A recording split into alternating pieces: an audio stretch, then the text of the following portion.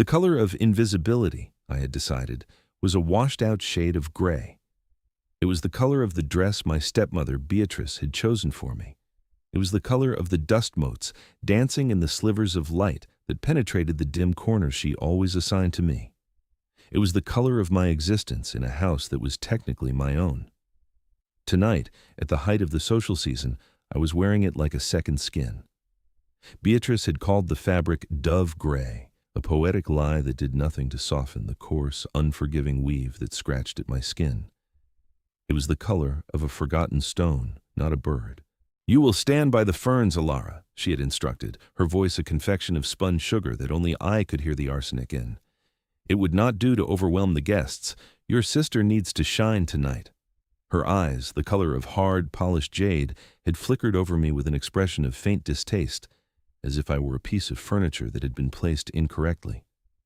My father, standing beside her, had simply adjusted his cravat and offered a weak, apologetic twitch of his lips that was meant to pass for a smile. He was a master of such silent, useless gestures. So here I stood, by the towering Boston ferns, their fronds casting dappled, moving shadows across my gray dress, making me blend even further into the alcove. The grand ballroom of Atherton House was a sea of glittering jewels and vibrant silks, a cacophony of laughter and orchestral music. From my vantage point, I could see my sister, Clara. She was a vision in sapphire silk, her laughter like the ringing of tiny silver bells. Men flocked to her, moths to a glorious incandescent flame. She was not cruel, my sister. She was simply oblivious, wrapped in the warm, golden light of our stepmother's favor, a light that cast me into ever deeper shadow. She did not notice my exile behind the foliage. To her, it was simply where I always was, out of the way. I occupied myself by studying the ballroom's architecture. It was my secret passion, the only thing that truly belonged to me. The soaring, vaulted ceilings were a masterpiece of Palladian design, with intricate plasterwork depicting scenes from Ovid. I noted the way the load was distributed through the flying buttresses, cleverly hidden within the outer walls. I saw the subtle stress fracture near the keystone of the western arch, a tiny flaw no one else would ever notice, and felt a strange kinship with it, a silent, structural weakness holding its breath under immense pressure. It was during this silent communion with the ceiling that a strange hush fell over the room. The music did not stop, but the vibrant hum of conversation faltered, dipping like a curtsy. I peered through the gaps in the fern leaves. He had arrived. The Duke of Blackwood, Alistair, a man spoken of in whispers, a figure of myth and immense fortune. He was a specter at society's feast, rarely seen since the tragic death of his younger brother years ago. They said he was cold, severe, a man made of marble and grief. He stood at the entrance, tall and severe as his reputation suggested, his black evening wear a stark slash against the room's jeweled tones. He did not smile. His face was a mask of aristocratic stillness, his eyes sweeping the room with an unnerving, comprehensive gaze. Beatrice, ever the opportunist, immediately began to steer Clara in his direction. This was the true prize of the season, a prize no one had ever thought would be on offer. I watched them, a familiar, dull ache settling in my chest. This was the grand design of my life, to be a spectator to the triumphs of others. I retreated further into my leafy prison, wishing I could dissolve completely into the shadows. The Duke's gaze continued its slow, deliberate sweep of the room. It passed over the glittering chandeliers, the groaning buffet tables, the hopeful, upturned faces of debutantes. It passed over my sister, offering only the barest, most fleeting of acknowledgments, a slight inclination of his head that was more dismissal than greeting. Beatrice's smile tightened at the edges. His eyes kept moving. I held my breath, a foolish, reflexive action. It was impossible, of course. He could not see me. I was expertly hidden. And then his gaze stopped. It did not just stop, it locked. It cut through the ferns, through the shadows, through the gray fabric of my dress and the carefully constructed walls of my indifference. He was looking directly at me. For a full, suspended heartbeat, the world seemed to fall silent. There was no music, no laughter, only the unnerving intensity of that stare. It was not a look of pity or curiosity, or even polite acknowledgement. It was a look of recognition, as if he had been searching for something and had, against all odds, found it. I felt a hot flush creep up my neck. My heart, a trapped bird, beat a frantic, terrified rhythm against my ribs. I wanted to look away, to shrink back, but I was pinned by the sheer force of his attention. He was a man who did nothing by accident. This was deliberate. Then he began to move. He did not move toward the center of the room, where society's gravitational pull was strongest. He did not move toward my stepmother and sister, who were now frozen in a tableau of hopeful confusion. He moved with a calm, unnerving purpose directly toward my corner. He cut a path through the glittering throngs who parted before him like the Red Sea. Every eye in the room followed him. Every whisper trailed in his wake. My mind went blank with panic. What could he possibly want? Was this some elaborate, cruel joke? A way to expose my awkwardness to the entire assembly?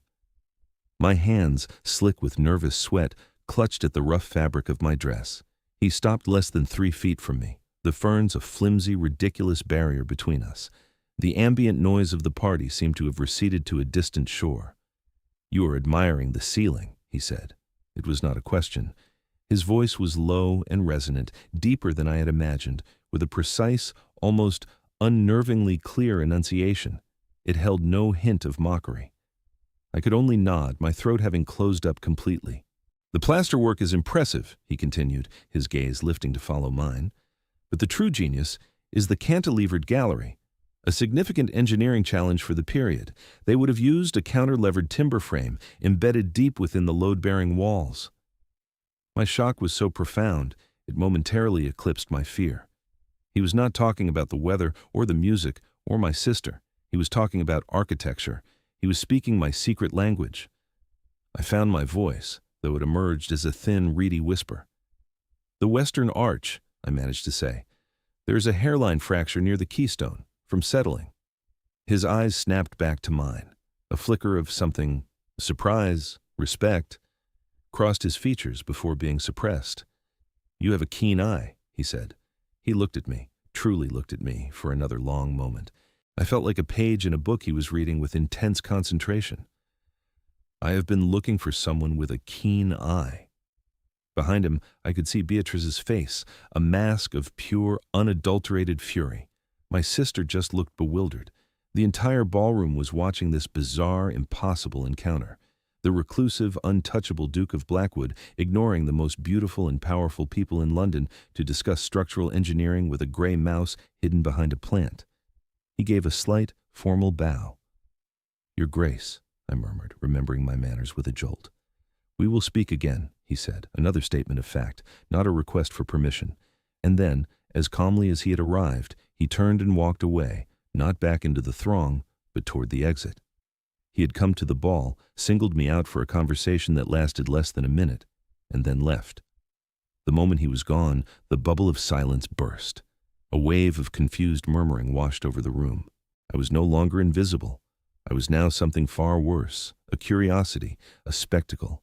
I could feel hundreds of eyes on me, dissecting my plain face, my cheap dress, my trembling hands. The heat of it was unbearable. I turned and fled, not caring about decorum, pushing through a side door and into the cool, blessed anonymity of an empty corridor. I leaned against the cold stone wall, my body shaking, and wept.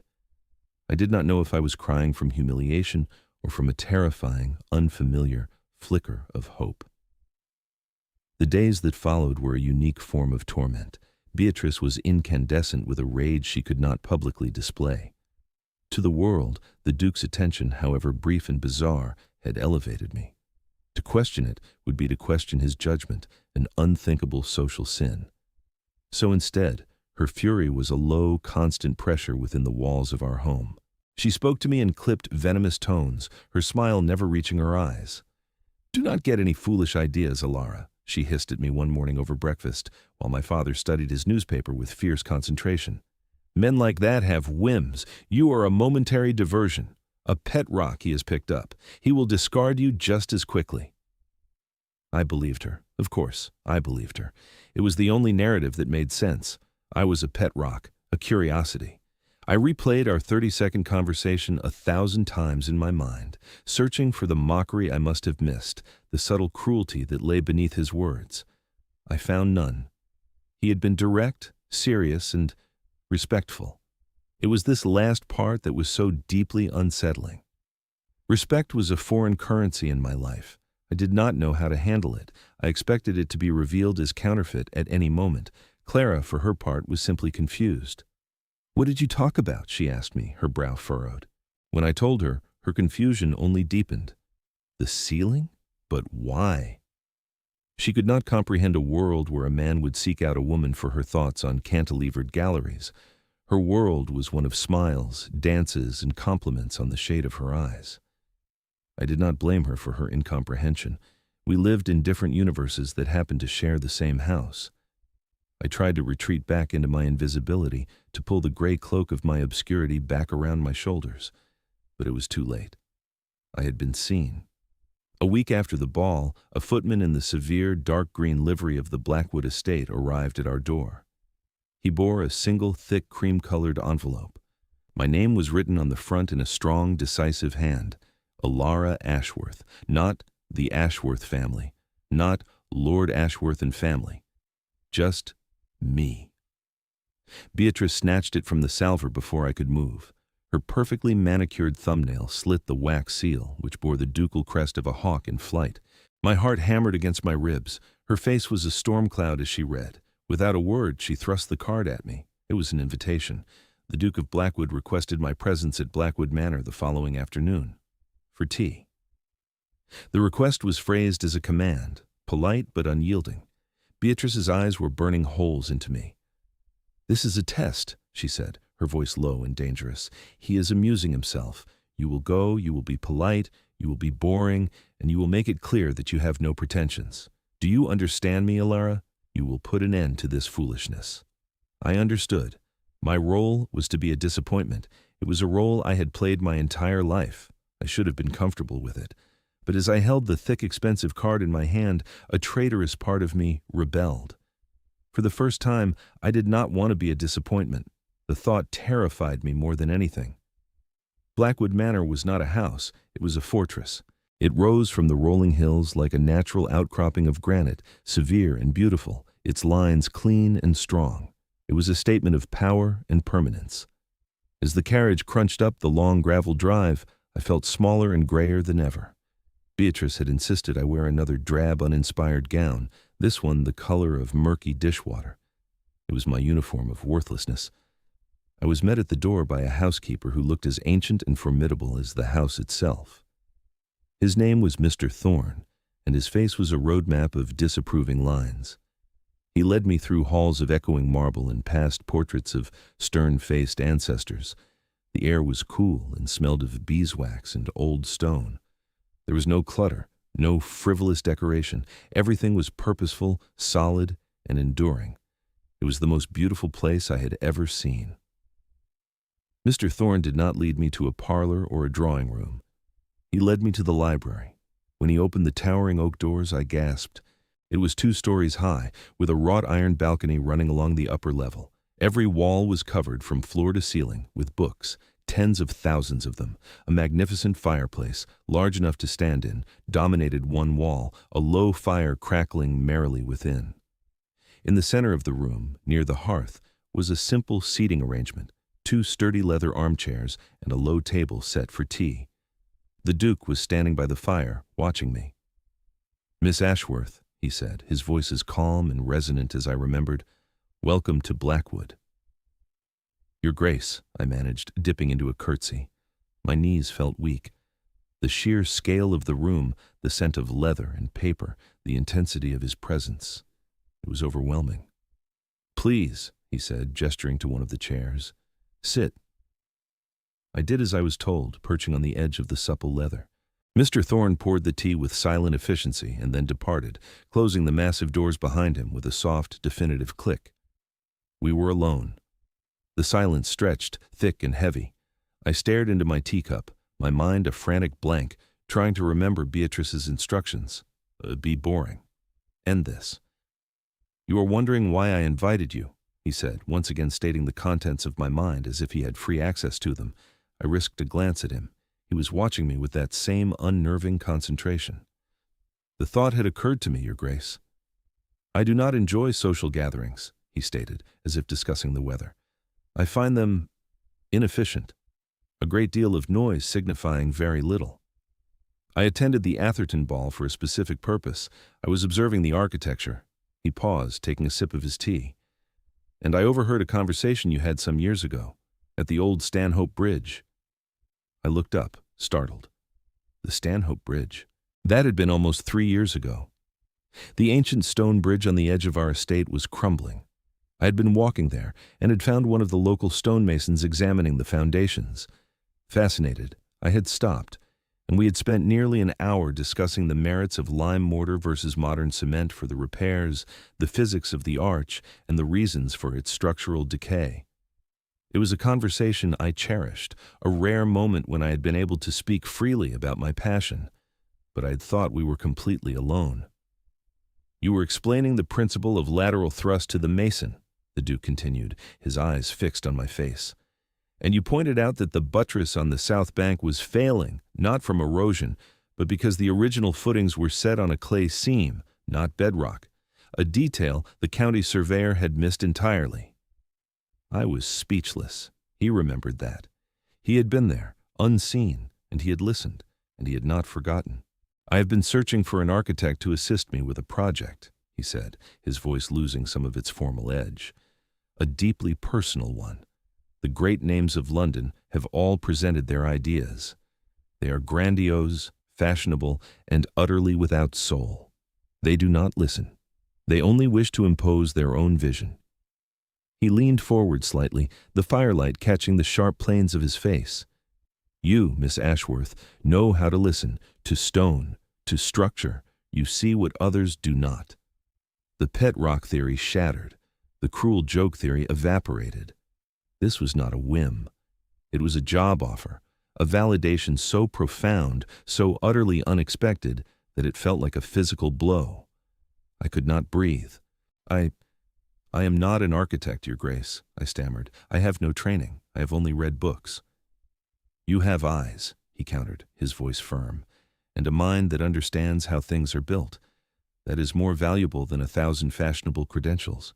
He watched my stunned face, and for the first time, I saw a crack in his severe facade, a hint of something softer, almost gentle. The tea is getting cold, he said quietly. He pushed a plate of small, delicate cakes toward me. Mr. Thorne will be offended if you eat nothing. It was a small, practical kindness, but it grounded me. I picked up a cake, my hand still trembling. I was in the Duke of Blackwood's library, being offered a position of intellectual trust by the most powerful man I had ever met, because he had overheard me talking about a bridge 3 years ago. None of it made sense, and yet it felt more real than anything else in my life. I took a bite of the cake. It was delicious. I met his gaze across the table, and for the first time, I did not immediately look away. A fragile, tentative connection had been forged, built not on beauty or charm, but on the solid bedrock of shared understanding. And for the first time, I felt the terrifying, exhilarating sensation of being truly seen. Our meetings became a regular occurrence. Twice a week the Blackwood carriage would arrive, and I would be spirited away to the granite fortress that was rapidly becoming my sanctuary. Beatrice's silent fury grew with each visit, but she was powerless. A ducal summons could not be refused. My father retreated further into his study, my sister into her social whirl. Within the walls of my home, I was a ghost. Within the walls of the Duke's library, I was becoming a person. He, Alistair, as he insisted I call him in the privacy of the library, was a demanding but patient collaborator. The project he had mentioned was a memorial. A beautiful, hauntingly sad structure he wished to build on the grounds in memory of his younger brother, Edmund. He unrolled the preliminary blueprints across the vast library table, a collection of designs from London's most celebrated architects. They were, as he had said, grandiose, all soaring marble angels and ostentatious colonnades. They are monuments to the architect's ego, not my brother's memory, he said, his voice tight with a familiar grief. He looked at the plans with distaste. Edmund was quiet. He loved books and the quiet intricacy of nature. He would have hated all of this. He spoke of his brother in the present tense sometimes. It was a slip that revealed the wound was still fresh, still bleeding beneath the stoic surface. Over the course of our sessions, the story emerged in fragments: the riding accident, the fall, a life extinguished in a senseless random moment. Alistair had been there. He had been unable to help. The guilt was a cloak he had worn ever since, shutting himself away from a world that had become frivolous and loud in the face of his silent agony. I did not offer platitudes or sympathy. I sensed he would despise that. Instead, I listened, and I looked at the land where the memorial would stand, a gentle rise of hill overlooking a quiet stream. I walked the grounds with him, the formidable Mr. Thorne trailing at a respectful distance. I studied the way the light fell in the late afternoon, the types of stone that were native to the estate, the ancient oaks that stood like silent sentinels. "It should not be a monument that shouts," I said one afternoon, my voice gaining confidence with every word I spoke on the subject. "It should be a place that listens, a space for contemplation, not for show." I began to sketch on a pad he had provided, my charcoal stick flying across the paper. Not a grand temple, but a low, open-sided pavilion built from the local silver-gray stone. Its roof would be a simple timber frame, designed to echo the branches of the surrounding oaks. Inside, a single unadorned stone bench. It was simple, honest, and strong. It was meant to be a part of the landscape, not an imposition upon it. He watched me sketch, his expression unreadable but intent. He did not speak for a long time. The only sound was the scratch of my charcoal and the distant call of a crow. When I finished, I held my breath, suddenly terrified that I had overstepped, that my simple design was an insult. He reached out and gently took the sketchbook from my hands. He studied it for a long, silent minute. "Yes," he said, his voice rough with an emotion he could not hide. "This is it. This is for Edmund." In that moment, something shifted between us. It was more than a professional collaboration. We had shared something intimate, a grief and its potential consolation in stone and wood. He looked up from the sketch and his eyes met mine. The severe mask of the Duke was gone, and in its place was just Alistair, a man haunted by loss. The air in the library grew thick, charged with an unspoken current. He set the sketchbook down on a table piled high with blueprints. As he did, his hand brushed against mine. It was an accident, a fleeting contact. But then, his fingers curled slightly, a brief, deliberate pressure against my own before he pulled away. It was a touch that lasted no more than a second, but it sent a jolt of pure heat through my entire body. I snatched my hand back as if burned, my heart leaping into my throat. He did not apologize or pretend it had not happened. His gaze held mine, and for the first time, I saw the ghost of a smile touch the corners of his mouth. It was a small, fleeting thing, but it transformed his entire face, erasing the years of grief and solitude for a single, breathtaking instant. "You have ink on your nose, Miss Ashworth," he said, his voice a low murmur. My hand flew to my face, my cheeks burning with a blush so intense it was painful. I was suddenly, acutely aware of him not as a duke, not as a client, but as a man. A man whose near smile could unravel me completely. The formal boundaries of our acquaintance had been crossed. We had stepped into a new, uncharted territory, and I was both terrified and deliriously, recklessly hopeful. I was falling in love with him. The realization was as frightening as it was undeniable. It felt like stepping off a cliff, unsure if I would find wings to fly or if I would simply shatter on the rocks below. The change was palpable. Our subsequent meetings were charged with a new, unspoken tension. The library, once a simple sanctuary of intellect, now felt like a charged stage. Every accidental brush of hands as we leaned over blueprints, every shared glance over the rim of a teacup, felt momentous. Alistair's formality began to fray at the edges. He would ask about my day, about the books I was reading for pleasure, not just for research. He started to use my first name more frequently, the sound of Elara in his deep voice, a quiet thrill. I began to live for those twice-weekly trips to Blackwood. My life at home became a gray, featureless waiting period between bursts of vibrant color. Beatrice watched my departures with narrowed, calculating eyes. The Duke's interest had persisted far beyond her predictions of a fleeting whim. It was no longer a curiosity, it was a threat. Her control over me was slipping, and worse, the most powerful bachelor in the country was paying court to the wrong daughter. Her campaign of sabotage began subtly. A misplaced letter from the Duke's steward, causing me to miss a crucial meeting with the quarrymaster. A spill of ink across a set of my revised drawings, forcing me to work through the night to redo them. They were small, petty cruelties designed to make me seem unreliable and incompetent. I knew it was her, but I could not prove it. Alistair, however, was not so easily fooled. "Your stepmother does not approve of our collaboration," he stated one afternoon, after I had arrived late and flustered, explaining the mysteriously vanished carriage I had ordered. "She feels I'm taking up too much of your Grace's valuable time," I offered, the lie thin and weak. "Does she?" he said, his voice flat. He looked at me, his gaze sharp and perceptive.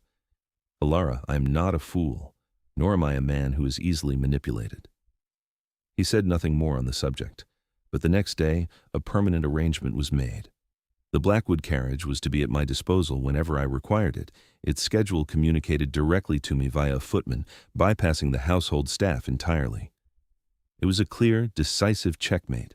Beatrice was livid. Seeing her subtle tactics fail, she grew desperate. Her ambition was a ravenous thing, and she had staked all of her social aspirations on a brilliant match for Clara. My unexpected connection to the Duke was a spanner in the works of her grand machine. She had to end it, and she had to do it decisively. The blow came swiftly and without warning. I was in my room, sketching modifications to the pavilion's roof trusses, when Beatrice entered without knocking. Her face was a mask of triumphant malice. "Good news, Elara," she said, the sweetness in her voice making my blood run cold.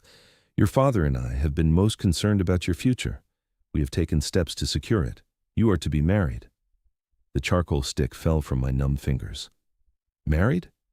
"To Baron Croft," she announced, her smile widening. "An older gentleman, it is true, but a man of property and title. The arrangements are made. The betrothal will be announced at Lady Danbury's ball tomorrow evening." Baron Croft. The name was a death knell. He was a corpulent, lecherous old man with a reputation for cruelty to his staff and his horses.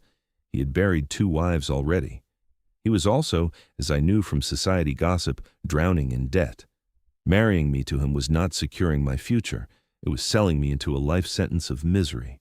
It was a way to get me out of the way, to sever my connection to the Duke in the most public and permanent way possible. "No," I whispered, the word barely audible. "Oh, it is not a request," she purred, stepping closer. "It is settled. You will do as you are told. Your foolish little dalliance with the Duke is over. Did you really think he would ever be serious about you? A plain, bookish little thing like you?" He was amusing himself. Now, real life intrudes. She looked down at me, her eyes glittering with victory. "You will write him a letter tonight. You will explain that you have come to your senses and are ending your collaboration to prepare for your impending marriage. You will thank him for his patronage and wish him well." Panic, cold and absolute, seized me. This was it. The checkmate was hers, not his. I was a pawn, and I was about to be sacrificed. "I will not," I said, my voice shaking but firm. Her smile vanished. "You will," she hissed, her mask of civility dropping completely. "Or I will write a letter of my own, a letter to the Duke from a concerned family friend, detailing your instability, your flights of fancy, perhaps even a fabricated, sordid little affair with a stable boy from your youth. A man like the Duke values reputation above all else. A hint of scandal, and he will drop you so fast your head will spin. Do not test me, Elara." She left me there, the threat hanging in the air like poison gas. I was trapped. Either I willingly walked into the cage of marriage with Baron Croft, or she would destroy my reputation and, in the process, humiliate Alistair. She had left me no good options. I sank onto my bed, the world dissolving into a blur of terror. The hope that had so recently begun to bloom in my heart was being systematically ripped out by the roots. The color of my world was fading back to gray. That night, I did not sleep. I sat by my window, staring into the darkness, my mind racing. Beatrice's trap was perfectly constructed. Any action I took would lead to ruin. To obey her was to condemn myself to a living death with Baron Croft. To defy her was to see my name, and by association, Alistair's, dragged through the mud. She was counting on my ingrained habit of passive endurance, my fear of causing a scene. But something had changed in me during those afternoons in the library. Alistair's respect had been a seed, and it had taken root. He had shown me that my mind had value, that my voice was worth hearing. The Elara who had stood hidden behind the ferns would have acquiesced. She would have written the letter and wept silently as her future was signed away. But I was not that Elara anymore. I would not write the letter. I would not marry Baron Croft. I did not know how I would stop it, but I knew I had to try. My first thought was of Alistair. I had to warn him. I scribbled a frantic, desperate note, begging for a moment of his time, and bribed a young housemaid to deliver it to Blackwood Manor at dawn. The response was swifter than I could have imagined. Not a letter, but the Duke himself. His carriage thundered up the drive not 2 hours later, an unprecedented breach of social etiquette. He did not wait to be announced, but strode into the house, his face a thundercloud. He found me, Beatrice, and my father in the morning room. "Lord Ashworth," he began, his voice dangerously quiet, dispensing with any pleasantries. "I am told there is an announcement to be made concerning your daughter's future." My father blanched, looking helplessly at his wife. Beatrice, though momentarily startled by the Duke's abrupt arrival, recovered quickly. She rose, a picture of maternal concern. "Your Grace, what a surprise! Yes, we have the most wonderful news. Elara is to be married to Baron Croft, a most suitable match." Alistair's eyes, cold as chips of ice, moved to me. They were not angry, but questioning, searching. I gave the slightest shake of my head, a silent, desperate plea. It was all he needed. "Is it?" he said, his gaze returning to Beatrice. "I find that surprising, because I came here this morning to ask for Elara's hand in marriage myself." The silence that followed was absolute. My father looked as if he might faint. Beatrice's jaw literally dropped, her carefully constructed composure shattering like glass. I stared at him, my heart hammering a wild, impossible rhythm. It was a lie. It had to be a strategic move, a counterattack. It could not be real. You cannot be serious," Beatrice stammered. "I am never anything but serious," he replied, his voice dangerously smooth. He then produced a letter from his coat pocket. It was not my frantic note. The handwriting was different, looping and feminine. "I also received this interesting piece of correspondence this morning. It alleges that Miss Ashworth is mentally unstable and of loose morals. It is unsigned, but the penmanship is remarkably similar to the social invitations I have received from this very house." He held Beatrice's gaze, and she visibly shrank. "It seems I have arrived just in time to protect my future bride from a most distressing campaign of slander, and from a most unsuitable, and indeed, predatory, betrothal." He had seen her entire plan. He had received her poison pen letter and had not for a second believed it. Instead, he had understood it for what it was, an act of war, and he had come to answer it in person. "Now," he continued, turning his attention to my trembling father, "Baron Croft is, by my estimation, on the brink of financial ruin. His estates are mortgaged to the hilt. I wonder what incentive he could possibly have been offered to take on a new wife." The implication hung in the air, thick and damning. Beatrice had not just been marrying me off, she had been paying the Baron to take me. Then, Alistair did something I never expected. He walked over to me, and in front of my father and stepmother, he took my hand. His grip was warm and firm, a solid anchor in the swirling chaos. "The choice, however, is not mine, nor is it yours," he said, his voice softening as he looked down at me. "Elara, what do you want?" For the first time in my life, I was being asked. My opinion was the deciding factor. The Duke of Blackwood, with all his power and wealth, was making his next move contingent on my will.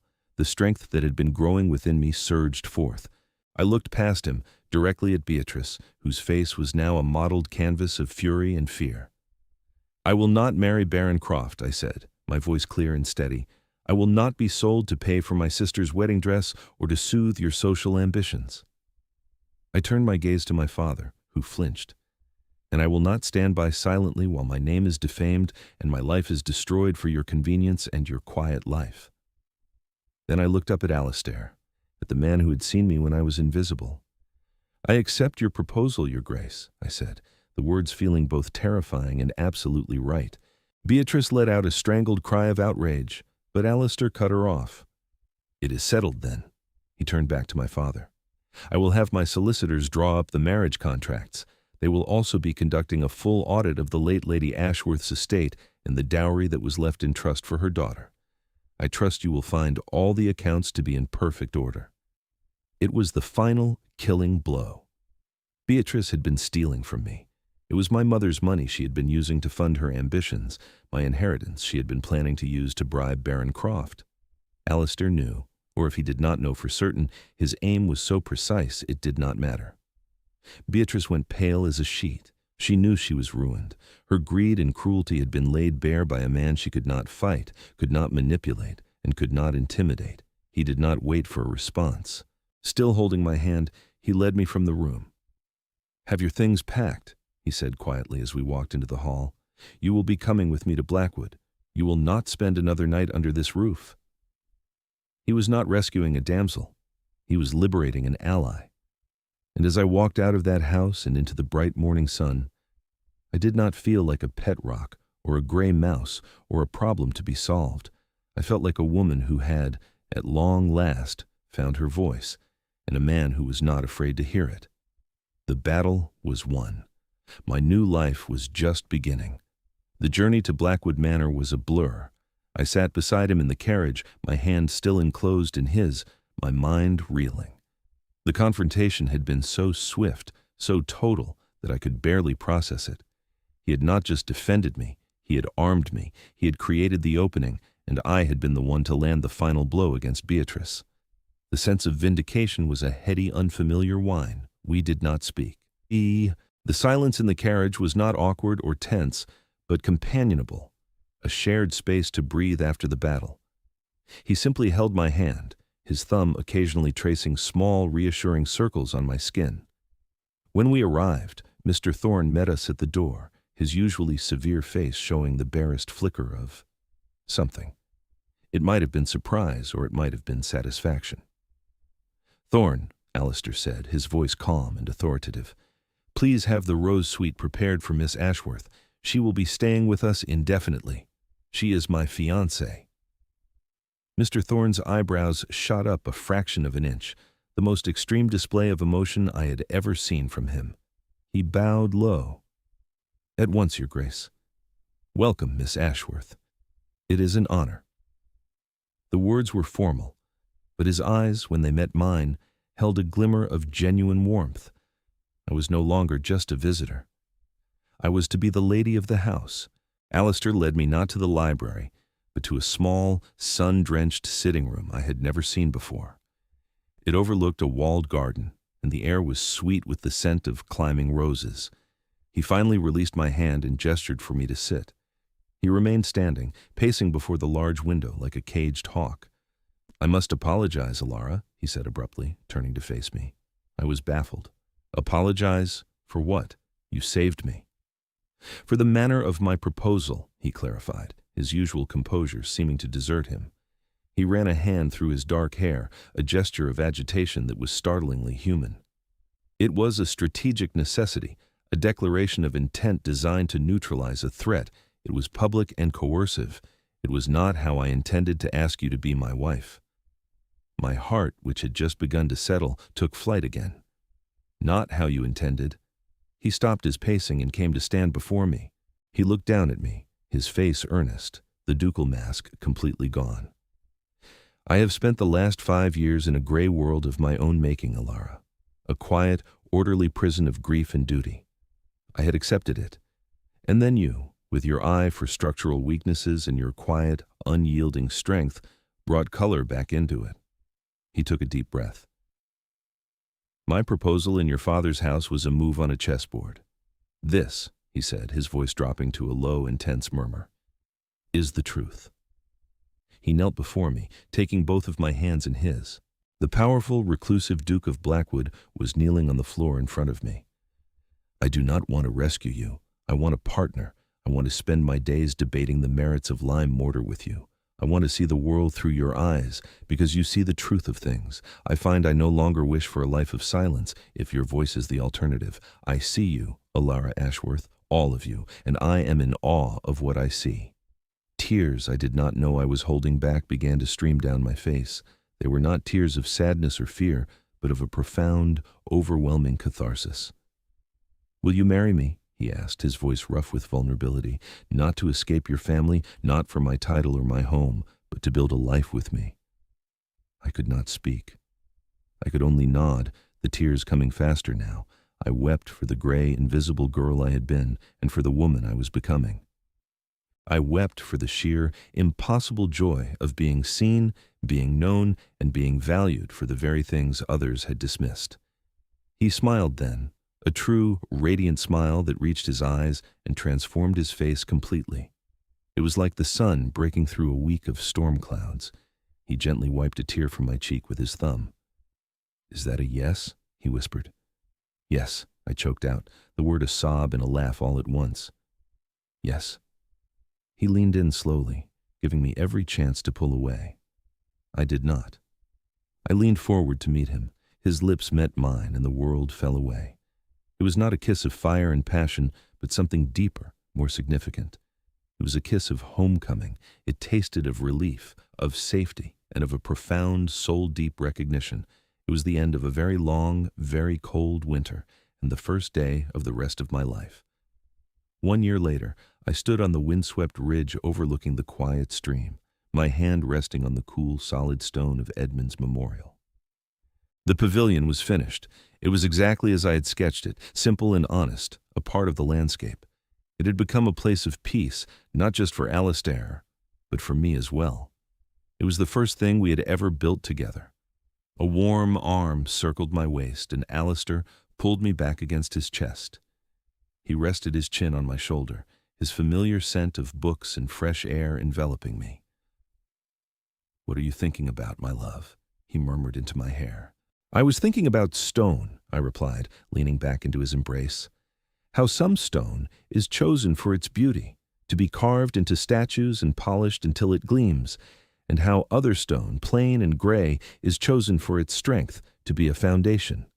The world only ever sees the statue." He was silent for a moment, understanding me completely, as he always did. "But without the foundation," he said softly, "the statue would crumble into dust at the first tremor." He turned me in his arms to face him. "I would rather have the foundation than 1,000 statues." My life was unrecognizable from the gray existence I had once endured. The ducal marriage contracts had, as Alistair predicted, required a full audit of my mother's dowry. The embezzlement was exposed, irrefutable and damning. Beatrice, facing public disgrace and legal ruin, accepted my father's offer of a quiet, permanent retirement to a remote country cottage, her social ambitions reduced to ashes. My father, humbled and full of a late-blooming remorse, had signed over the entirety of what was left of my inheritance. I had used it to establish a trust for young women who wished to pursue unconventional educations in fields like engineering and architecture. Clara had been horrified by the revelations. She had come to me before the wedding, her eyes full of tears, and apologized for her blindness, for the years she had benefited from a system that had been slowly crushing me. Our relationship, once a study in contrasts, was now being rebuilt on a new foundation of honesty. She was a frequent visitor to Blackwood, and she was, I think, happier now than she had ever been under Beatrice's suffocating ambition.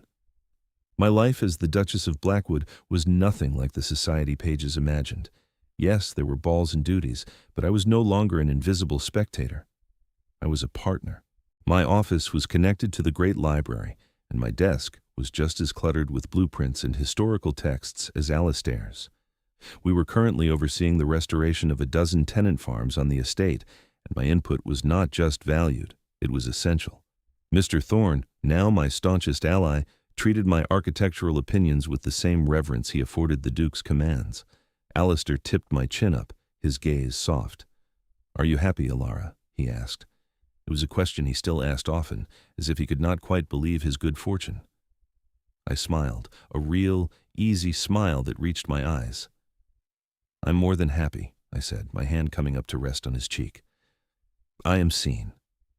He leaned down and kissed me, a familiar, comforting kiss that still held the quiet magic of that first day. In the distance, the granite walls of Blackwood Manor stood strong and enduring against the sky. It was no longer a fortress to me. It was home. I had spent so long believing I was the color of a forgotten stone, but he had seen that I was not meant to be forgotten. I was meant to be a foundation, and together we were building a life as strong and as true as the very bedrock beneath our feet.